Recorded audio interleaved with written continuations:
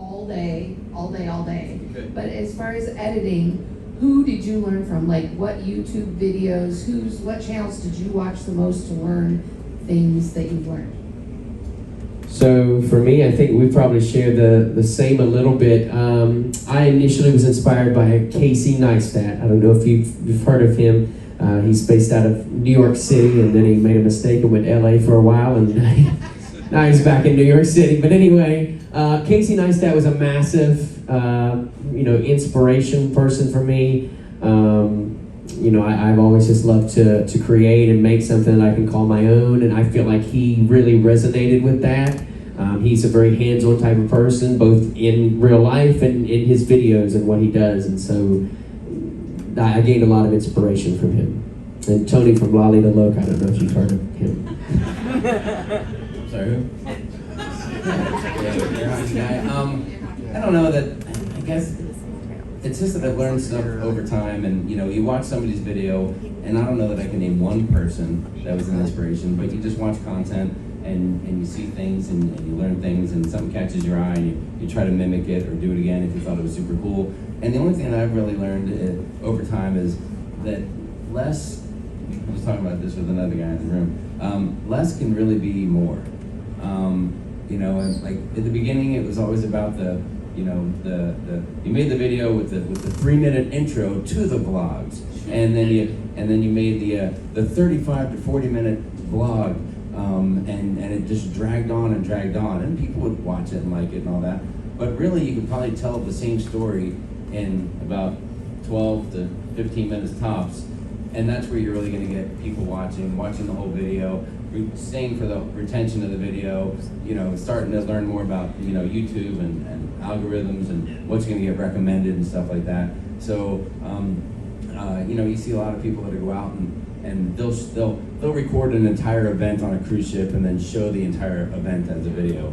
And it's like, hey, that's cool for the few people that want to watch it, but I don't know that that's necessarily giving you a ton of views and growing the channel in a way that you want it to. So don't be afraid to try a little bit of a less is more approach, and that's what we've been doing recently and cutting down. I mean, like I'm not recording anything today, and we're just taking the day off because we're just doing kind of this stuff, and I don't think we're going to miss out on anything because we have a few things we want to record throughout the week on our trip, and that's what we're going to focus on doing. And hopefully those little moments and those times will be of interest to people to watch them that way, and still tell the same story in a shorter time frame.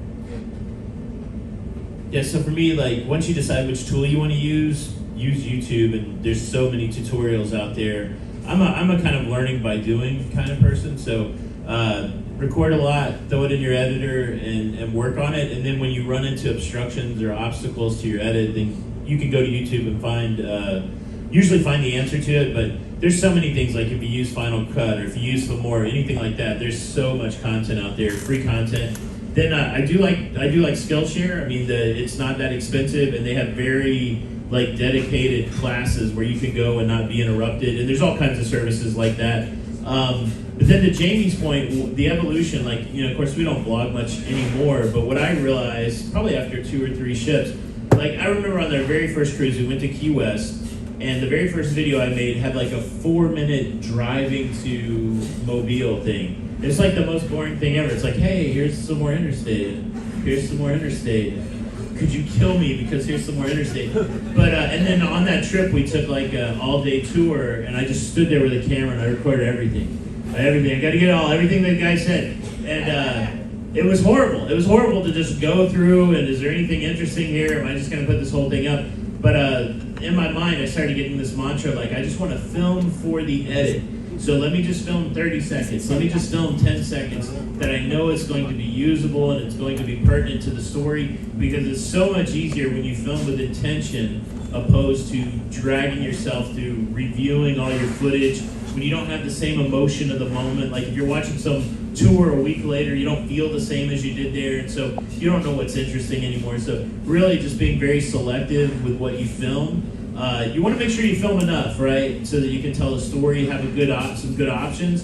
but don't have like 7-minute clips that you have to go through. Don't have 1-minute clips really that you have to go through. Try to figure out in advance like what's important here, how can I capture that, and then really film for the edit, because it improves your workflow. It's one of those friction reduction things, because if you know you got to go through 80 hours of footage before you're going to make a 10-minute video, yeah, you may not want to do that. Right? You may just like, okay, I'll work on that next week.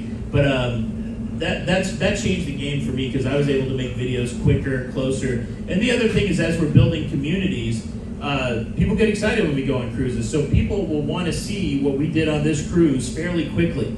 And if you show them that 6 months from now, the same excitement that people that aren't here with us have right now, it will be less excitement. So if you can do something to make your workflow easier and get content that's relevant to your communities out quicker, that's contextualized, I think you'll see a better result. Fantastic points. You learn as you go, really. At least I did, still am.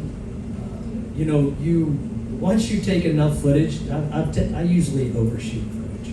I don't anymore, but I've overshot for years, and you realize there's so much of it you don't use. And so going back to Tony's point, is you shoot with the edit in mind, and that's precisely what I'll do. But that doesn't take away from the excitement, the emotion that I was feeling in that moment. Okay, because once you lose that, then what's the point?